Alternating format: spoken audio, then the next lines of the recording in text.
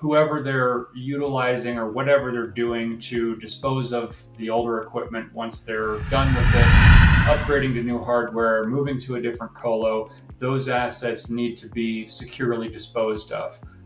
A lot of the trends still right now involve shredding a lot of those older hard drives, whereas there's technology out there that can overwrite those drives versus destroying them completely.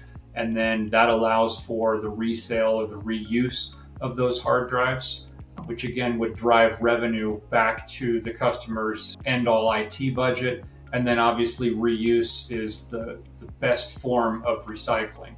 So it's kind of that balance of destruction for the drives, or do we allow the assets to be overwritten and then reused or resold essentially. Hi, this is Nathan Foli from DMD Systems Recovery, and you are watching the Data Center Go-to-Market podcast. Hi, it's Joshua Feinberg, host of the Data Center Go-to-Market podcast, and I'm welcoming a very special guest. I have joining me today Nathan Foli, who is the IT Asset Disposition Director of DMD Systems Recovery. Company's based in Tempe. Nathan's based in the greater Denver area. Nathan, welcome to the podcast. Excellent. Thank you for having me, Joshua. Thank you for joining me. The first place I'd like to start is to learn a little bit more about how you've ended up in this place in your career where you've specialized in decommissioning, recycling, IT asset disposition. Was this something that you've thought about? Did you always know when you were growing up that someday you'd end up working in some aspect of IT? No, this is something that I kind of fell into and lucked out into, but I've been in this industry for over 15 years in one way, shape, or form. Started out as an internship through the Ohio State University. I started working for a company that bought and recycled used mobile phones back before anybody knew what to do with those things when they became end of life. So, Blackberries and all of those kind of assets. And then eventually graduated into the more, complete IT asset disposition market. And then again, specializing in data center decom and, the disposal and process of recycling those assets overall. Was there a conscious decision somewhere on the road to eventually start working more with enterprise clients and specifically around data centers, or did it just happen because the company you're working for had significant demand in that area? Both. I recognized kind of the general need for it. I still think we're in an uptrend in terms of, using more data, more and more data, and more data centers, being built. And I just recognized that there was going to be more and more of a need for, the secure disposal of those older assets as they become end of life or, become upgraded or moved to the cloud, so on and so forth. So it was a pretty natural transition.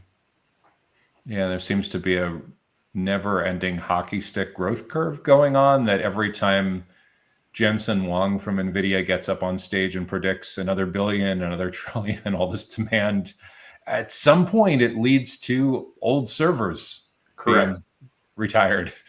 Yep. And that's, I guess, where you come into the picture. Yep, absolutely.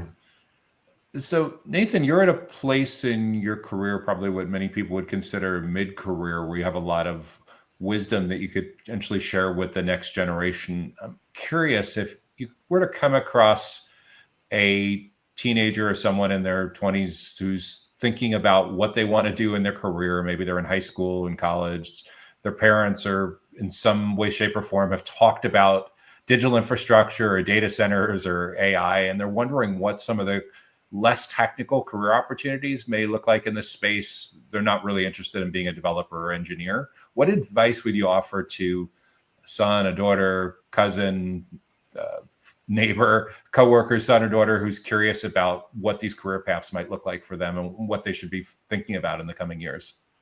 Yeah, absolutely. There's definitely a need for more folks in the data center industry. from all realms.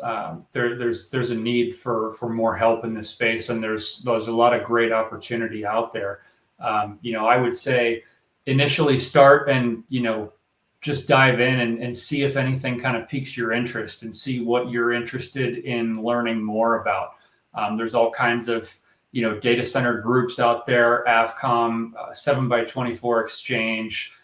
They host events. A lot of them even have scholarships available for STEM programs where there's grants and funds available to help out with training and classroom activity and things like that.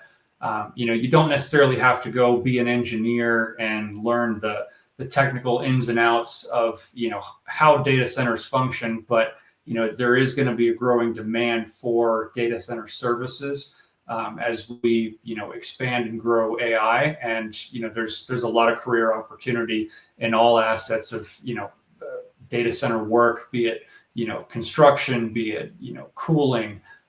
There's so many different career paths that you could go down and explore, and I would just say do some initial research and just kind of dive in and see what piques your interest. Are there any, aside from the associations and events that they host, are there any other resources that you used initially or that you think would be especially helpful for someone to supplement what they're learning in school, recognizing that 98% of colleges don't have data center related training at this point? Yeah, I mean, a lot of the co-locations will have, events and trainings available. I'd mentioned 7x24 Exchange, AFCOM. I know specifically H5 Data Centers does a lot of work in the STEM environment. So, a lot of the colo providers do offer, additional resources, trainings, scholarships even to help kind of grow that education source there and pique people's interest to move into this field. It's interesting too, is that over the years, there have been organizations like CompTIA and Apple and Microsoft and Google have put a fair amount of resources into K-12 and higher education, specifically around things that align reasonably well with their core investments around training and certification programs. Yet there doesn't seem to really be anyone who's taken this lead with formal training in K-12 with data centers. And the challenge is you get teams that are growing up and they're, they look at like Instagram and they look at TikTok and they look at all these more sexy kind of IT opportunities. And then all of a sudden, like, infrastructure seems boring by comparison, but that's something the industry will have to work at in the coming months and in the coming years as they look to replace all of the millions of baby boomers that are retiring. But everything runs on data centers. That's where all your TikToks and your Instagrams and your AI, without data centers, you don't have any of that. Yeah. And that's been an interesting messaging positioning for the industry to have to take up as well, as they get to the point where data centers are consuming more resources and needing more power, and communities are pushing back. And the data center industry at a high level is having to explain, hey, look, there's no email, there's no smartphones, there's no Netflix, there's no Uber, there's no smart cities, there's no EVs without digital infrastructure and data centers. Yep. All these modern amenities that we're used to. So that's great advice, Nathan, for someone that's really early on in their career, or may even have not even kicked off their career yet. But what about someone who's more mid-career? Maybe it's someone that you worked with 10 or 15 years ago when you were just getting into recycling, asset disposition, and you bump into them at an event. You used to be close with them. You sense they're a little bit burned out and they're trying to get a little bit direction to get back on track in some of these less technical client-facing roles and infrastructure. What do you think the conversation would go like over coffee or breakfast or beer? Yeah, I mean, I would make some of the similar recommendations. Attend some of these events in the data center space. Look at your local 7x24 Exchange, chapter. Reach out to other peers. Just do some quick internet searching for, data center infrastructure positions and, pay scales. And again, kind of, see what piques your interest and what you might be interested in learning more about. Again, you don't need to be a full-on engineer, but if you're interested in power distribution or cooling systems, or security, compliance, there's so many areas that you could explore. And again, I would invite them to see what feels like a natural fit, what they're genuinely interested in, and seek out more knowledge around one or more of those specific categories. Nathan, when you think about the kinds of companies, the kinds of clients that you work with in your region and nationally, and look at the big picture trends and challenges, what do you think is the biggest problem or challenge that the companies that you work with are dealing with right now? And what do you wish they would look at with a slightly different perspective? So the secure disposal of all of their assets is always a big challenge, right? Making sure that whoever they're utilizing or whatever they're doing to dispose of the older equipment, once they're done with it and upgrading to new hardware, moving to a different colo, those assets need to be securely disposed of. A lot of the trends still right now involve, shredding a lot of those older hard drives. Whereas there's technology out there that can overwrite those drives versus destroying them completely. And then that allows for the resale or the reuse of those hard drives, which again would drive revenue back to the customer's, end all IT budget. And then obviously reuse is the best form of recycling. So it's kind of that balance of destruction for the drives, or do we allow the assets to be overwritten and then reused or resold essentially. So those are some key things to consider, and then also making sure that any assets that are disposed of end up being recycled responsibly and just don't end up in a landfill. So for example, we're R2V3 certified. So we've got a zero landfill policy. We have to track all of the downstream materials that we're sending out for disposal. All of those precious metals, plastics, components, all of that material gets smelted down and then reused into other products. So again, from a recycling standpoint, reuse is the best form of recycling. But if there are organizations that have, security practices or compliance requirements that, mandate destruction of those drives, then that's understandable. Again, you just want to make sure that however you're disposing of those after they've been shredded, that whoever you're using is doing the due diligence and making sure that equipment, and that material doesn't end up just being tossed somewhere. Do you see any geographic differences? Are there certain states that are more pro recycling as opposed to destruction and shredding and being careful ending up in landfill? The reason I ask is when I talk with people in the data center industry in Europe, it almost seems sacrilegious, the idea that they would do anything but reuse. And part of that more than likely has to do with directives from the European Union. Is there anything when you're talking with people in different parts of the US, are there any states where there's different policy on whether companies are going to decide this, or is it really up to the individual company to decide what their preference is when it comes to secure? Yeah, it's really coming down more to the individual organization versus any kind of law or mandate from a state or even federal level.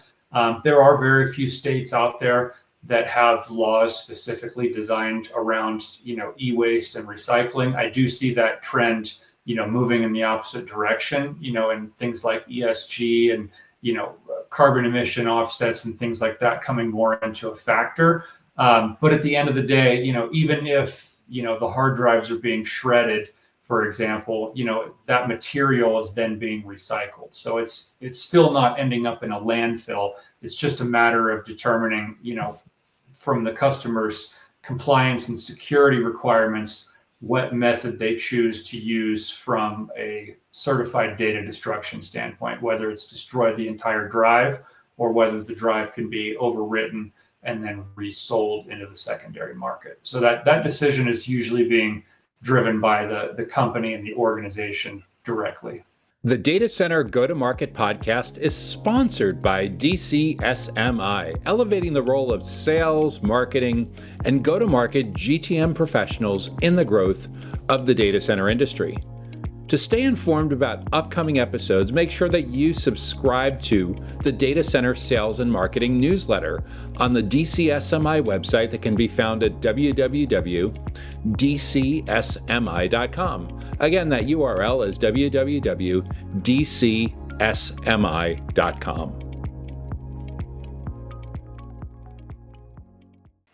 Have you found any differences in preferences depending on their industry, what they do? Yes, finance, FinTech, those areas are usually more of a mandated destruction avenue, and less open to, overwriting the drives, versus, a manufacturing or something along those lines.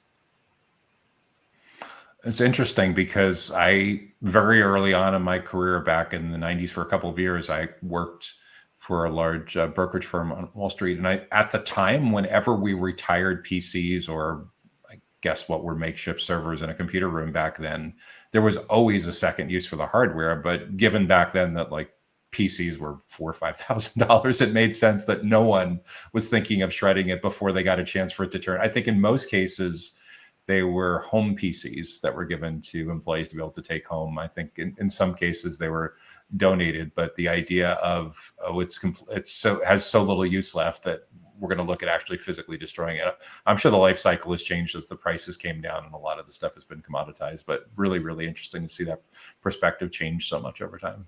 Yeah. And, it is possible, on like laptops or PCs, if a customer has, a mandatory policy of, hard drive destruction only, in a lot of those cases, we can pull the hard drive from that unit, destroy the hard drive itself, and then, resell the working unit, separately.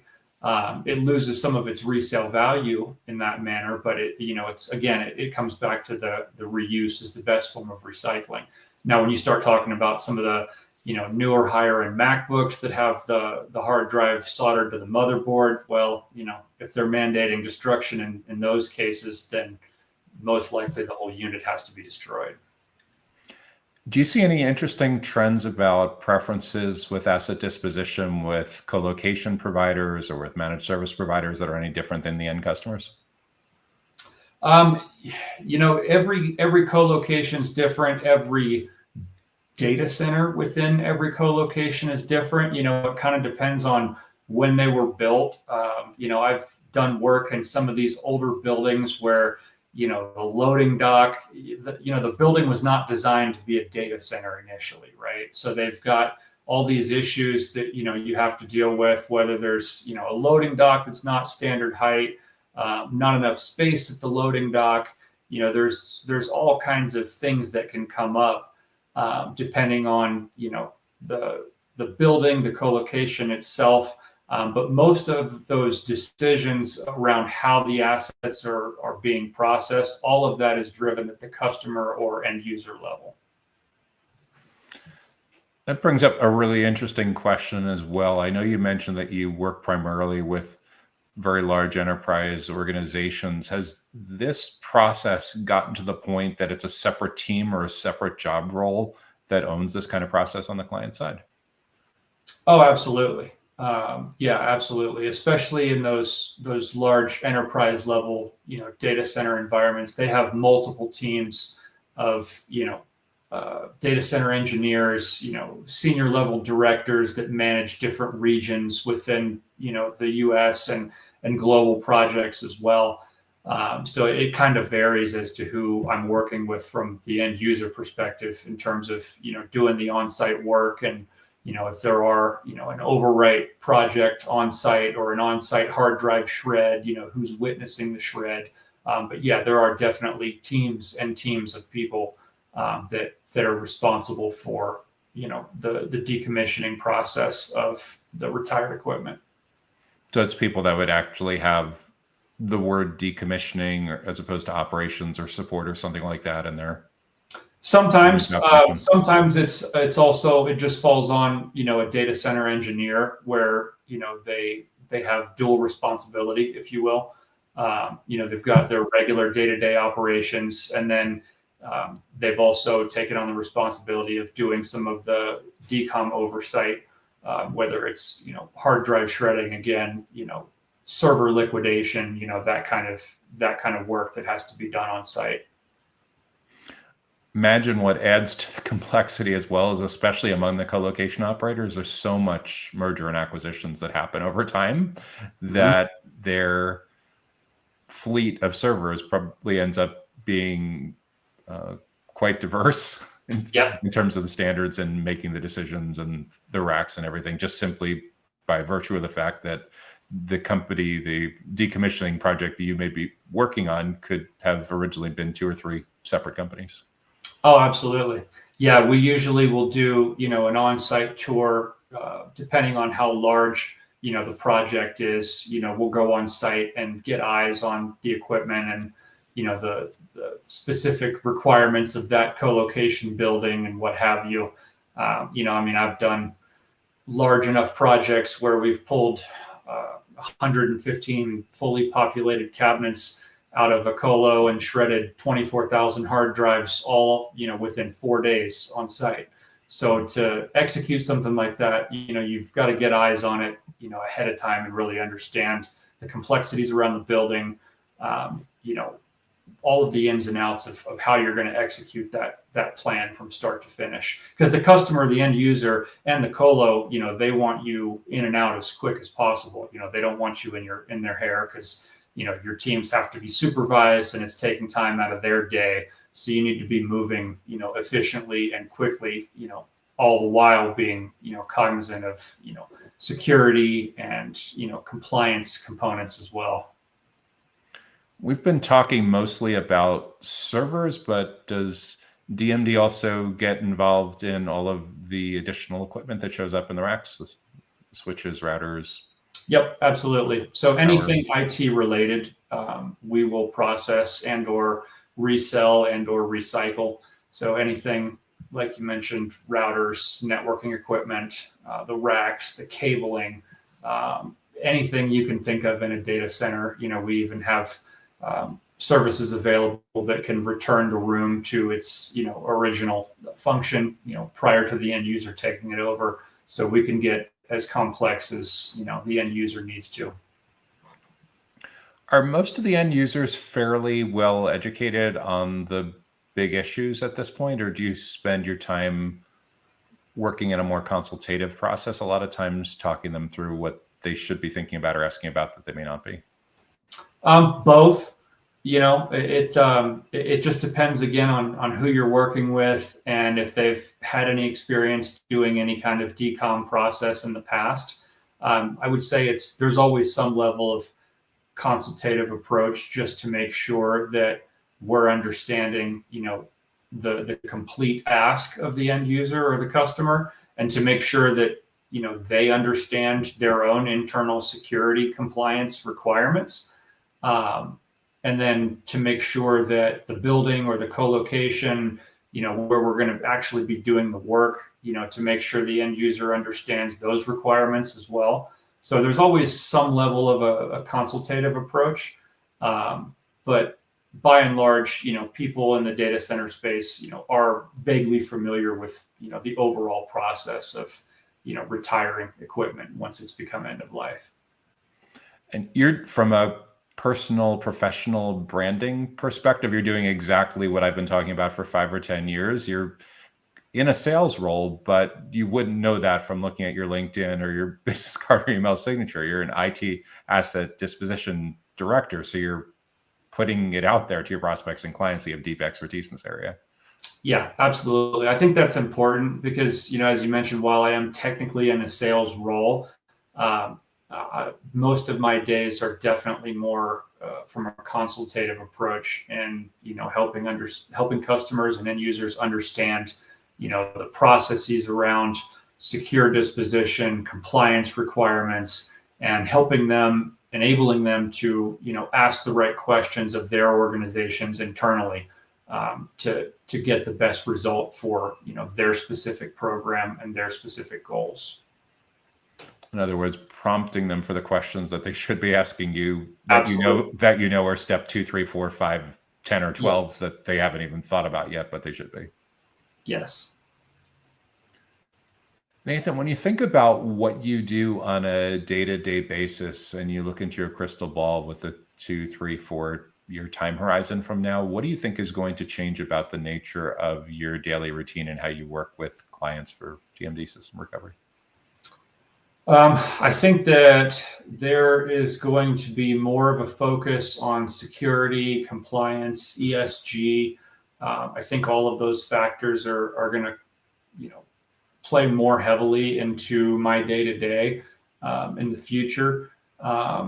With things like artificial intelligence, I see a lot of the mundane tasks, going away, and just better information around, organizations, better lead gen, a better buying experience for end users and customers, with access to more and better information.